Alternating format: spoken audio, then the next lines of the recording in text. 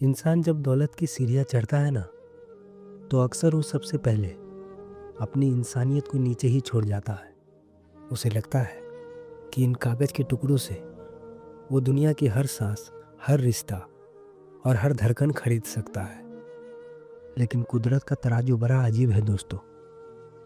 जब वो इंसाफ करता है तो बड़े बड़े सिकंदरों के घुटने जमीन पर टिक जाते हैं। शहर के बीचों बीच जहाँ आसमान चूमती इमारतें थीं, वहाँ एक नाम सबसे ज़्यादा गूंजता था, आर्यन सिंघानिया। आर्यन सिर्फ एक रईस बिल्डर नहीं था, वो एक चलता फिरता अहंकार था। उसके लिए दुनिया की हर चीज़ की एक कीमत थी। उसकी करोड़ों की गाड़ियाँ, उसके इटालियन सूट और उसके जूतों की चमक के आगे उसे गरीब इंसान की जान एक कीड़े से ज़्यादा नहीं लगती थी। आर्यन अक्सर कहता था, जो चीज़ पैसों से नहीं खरीदी जा सकती, वो चीज़ इस दुनिया में बनी ही नहीं है। एक दोपहर आर्यन अपनी करोड़ों की चमचमाती कार से अपने आलीशान ऑफिस जा रहा था। तभी सिग्नल पर उसकी कार के बिल्कुल सामने एक बूढ़ा आदमी आ गया। वो सखा राम था, एक गरीब, कमजोर और सड़क किनारे बैठने वाला मोची। उम्र कोई 70 के पार, शरीर इतना दुबला कि तेज हवा चले तो शायद उड़ जाए। सखाराम के कपड़े मैले थे और हाथों में सालों की मेहनत के गहरे गट्टे पड़े हुए थे। वो अपनी छोटी सी लकड़ी की पेटी कंधे पर रखे धीरे धीरे सड़क पार कर रहा था। सखाराम के पैर लड़खड़ाए और उसकी वो पुरानी लकड़ी की पेटी आर्यन सिंघानिया की चमचमाती कार के बम्पर से हल्की सी टकरा गई। कोई खरोच नहीं आई थी, बस एक गरीब की पेटी उस अमीर की गाड़ी से छू गई थी। लेकिन आर्यन सिंघानिया के लिए यह किसी गुनाह से कम नहीं था। आर्यन गुस्से से पागल होकर कार के बाहर निकला। सखाराम डर के मारे कांपने लगा। उसने हाथ जोड़ लिए और रूंधे हुए गले से बोला, मालिक माफ कर दो, आंखें थोड़ी कमजोर है, दिखाई नहीं दिया। सखाराम की बात अभी पूरी भी नहीं हुई थी कि आर्यन का भारी हाथ उठा और एक जोरदार तमाचा उस बूढ़े कांपते हुए चेहरे पर जड़ दिया। सखाराम सड़क की उसी गर्म तारकोल पर गिर पड़ा। उसके फटे हुए होठों से एक हल्की सी कराह निकली। आसपास खड़े लोग तमाशा देखते रहे, लेकिन किसी की हिम्मत नहीं हुई कि उस अरबपति आर्यन सिंघानिया का हाथ पकड़ सके। आर्यन ने अपनी जेब से कुछ हजार के कड़कड़ाते नोट निकाले और सखाराम के आंसू से भीगे चेहरे पर फेंकते हुए चिल्लाया, तेरी इस पूरी जिंदगी की कीमत से ज्यादा मेरी कार की पेंट की कीमत है। ये पैसे रख और अपनी ये औकात वाली शक्ल दोबारा इस सड़क पर लेके नजर मत आना। आर्यन अपनी कार में बैठा और उस बूढ़े सखाराम की बिखरी हुई रोजी रोटी, उसकी लकड़ी की पेटी को अपने कार के पहियों के नीचे बेरहमी से कुचलता हुआ वहां से निकल गया। सखाराम वहां जमीन पर बैठा रहा। उसने वो पैसे नहीं उठाए, बस अपने कांपते हाथों से सड़क पर बिखरी हुई अपनी कीलें, अपना टूटा हुआ हथौड़ा और अपनी बिखरी हुई इज्जत समेटने लगा। उसकी बूढ़ी आंखों से गिरते आंसू उस गर्म सड़क पर गिरकर तुरंत सूख रहे थे, बिल्कुल वैसे ही जैसे एक गरीब की फरियाद अमीरों की दुनिया में सूख जाती है। सखाराम ने ऊपर आसमान की तरफ देखा और एक ठंडी सांस ली।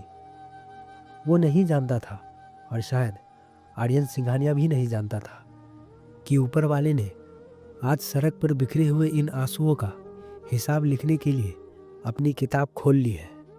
और वो हिसाब ऐसा होने वाला था जिसकी कीमत आर्यन की पूरी दौलत भी नहीं चुका पाएगी। वक्त की सबसे बड़ी खासियत यही है दोस्तों, कि वो कभी एक सा नहीं रहता। जो इंसान आज के आसमान की ऊंचाइयों पर बैठकर जमीन वालों पर हंसता है, वक्त उसे उसी जमीन पर घुटनों के बल ला पटकता है। आर्यन सिंघानिया को अपनी उस करोड़ों की दौलत पर बहुत गुरूर था, लेकिन उस पत्थर दिल इंसान के सीने में भी एक कमजोर कोना था।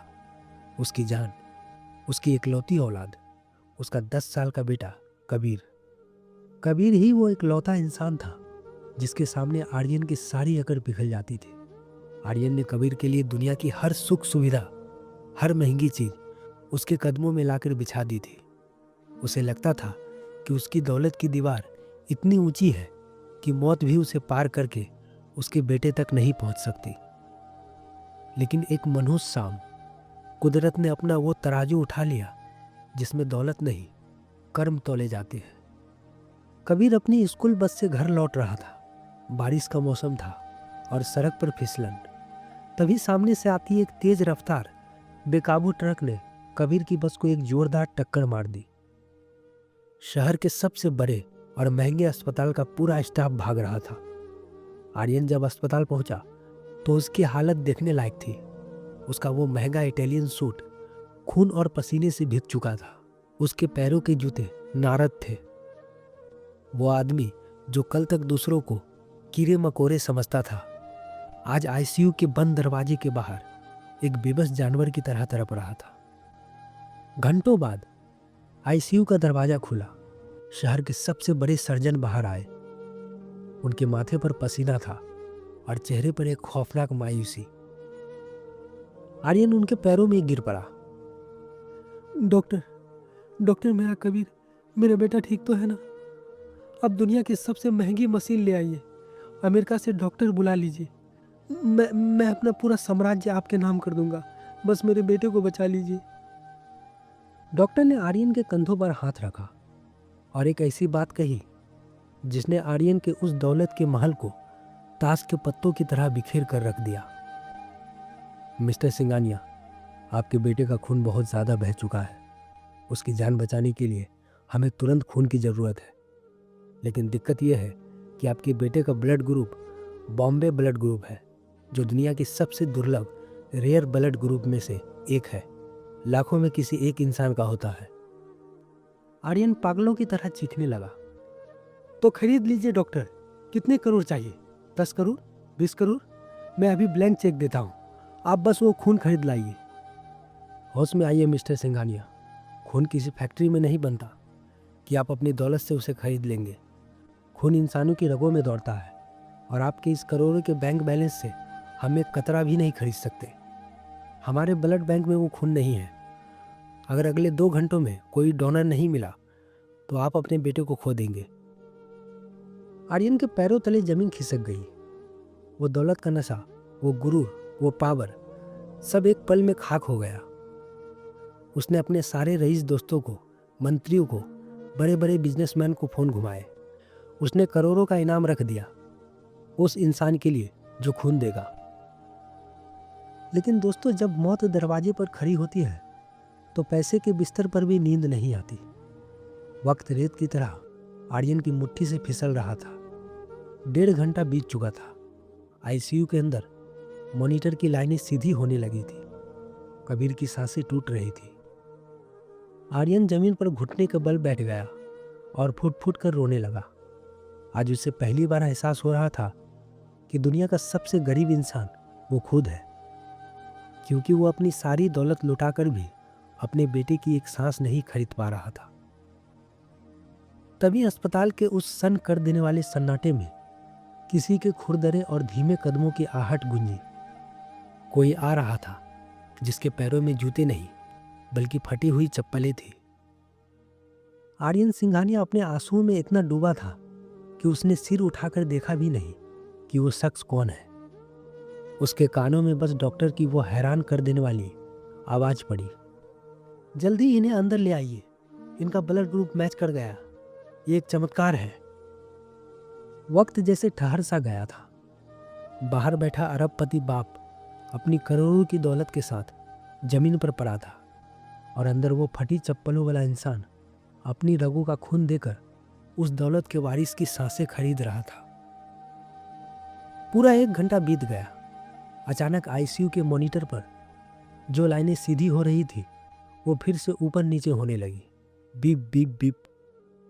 वो धड़कनें जो आर्यन के पैसों से रूठ गई थी उस अनजान के खून से फिर से धड़कने लगी थी। दरवाजा खुला। डॉक्टर बाहर आए। उनके चेहरे पर एक बड़ी सी राहत की मुस्कान थी। बधाई हो मिस्टर सिंघानिया, कबीर खतरे से बाहर है। उस फरिश्ते ने आपके बेटे की जान बचा ली। आर्यन खुशी से पागल हो गया। वो उठा और अपनी जेब से अपनी वो ब्लैंक चेक बुक निकालते हुए पागलों की तरह चीखा। कहाँ है वो फरिश्ता? मैं आज उसे अपनी आधी दौलत दे दूंगा। वो मुंह मांगे पैसे ले सकता है। डॉक्टर, मैं आर्यन सिंघानिया हूँ। डॉक्टर ने एक गहरी सांस ली और सामने रिकवरी वार्ड की तरफ इशारा कर दिया। आर्यन हाथ में वो ब्लैंक चेक लिए दौड़ता हुआ उस वार्ड के दरवाजे पर पहुंचा। उसने दरवाजा खोला और सामने जो मंजर था उसे देखकर अरबपति के पैरों तले जमीन खिसक गई। उसके हाथ से वो करोड़ों का चेक फिसलकर अस्पताल के गंदे फर्श पर गिर पड़ा। सामने एक कमजोर बूढ़ा आदमी बेड पर बैठा था। नर्स ने अभी अभी उसकी सूखी हुई नस से सुई निकाली थी। वो बूढ़ा अपने कांपते हाथों से अपनी बाह पर पट्टी बांध रहा था और उसके पैरों में वही कीचड़ से सनी टूटी हुई चप्पलें थी। ये कोई और नहीं, वही सड़क छाप मोची सखाराम था। आर्यन का पूरा वजूद कांपने लगा। उसकी आंखों के सामने वो मंजर घूमने लगा। कैसे उसने उसी बूढ़े को सरेआम थप्पड़ मारा था, कैसे उसकी पेटी कुचली थी और कैसे अपने कुछ हजार रुपये उसके मुंह पर मारे थे। सखाराम ने धीरे से सर उठाया। उसकी वो धुंधली और धसी हुई आंखें आर्यन से मिली। उन आंखों में कोई गुस्सा नहीं था, कोई नफरत नहीं था, बस एक अजीब सा सुकून था। सखाराम धीरे से उठा। खून देने की वजह से उसे चक्कर आ रहे थे, लेकिन वो लड़खड़ाता हुआ आर्यन के पास आया। आर्यन के होंठ कांप रहे थे। तुम वही हो ना जिसका मैंने? सखाराम ने अपने दोनों खुरदरे और मैले हाथ जोड़े और एक बहुत ही धीमी लेकिन पहाड़ जैसी भारी आवाज में बोला, मालिक, उस दिन सड़क पर आपने मेरी रोजी रोटी की पेटी तोड़ दी थी, लेकिन आज मैंने आपके घर का चिराग बुझने नहीं दिया, क्योंकि मैं जानता हूँ जब औलाद को दर्द होता है तो बाप का कलेजा कैसे फटता है। आर्यन की आवाज गले में ही फंसकर रह गई। वो रोते हुए सखाराम के पैरों की तरफ झुका। मुझे माफ कर दो बाबा, मैंने तुम्हें कीड़ा समझा था। तुम जो मांगोगे मैं दूंगा। ये करोड़ों रुपये, मेरा घर, मेरी गाड़ियां सब ले लो। सखाराम ने आर्यन को बीच में ही रोक दिया। उसके चेहरे पर एक फीकी सी मुस्कान थी। दौलत तो आपके पास बहुत है मालिक, लेकिन ये खून है, ये किसी कार के पेंट की तरह बाजार में नहीं बिकता। ये तो भगवान की दी हुई वो अमानत है जो एक इंसान को दूसरे इंसान से जुड़ती है। आपने मेरे आंसुओं की कीमत अपने चंद पैसों से लगानी चाहिए थी, लेकिन आज मेरे खून के एक कतरे ने आपकी वो करोड़ों की दौलत नीलाम कर दी।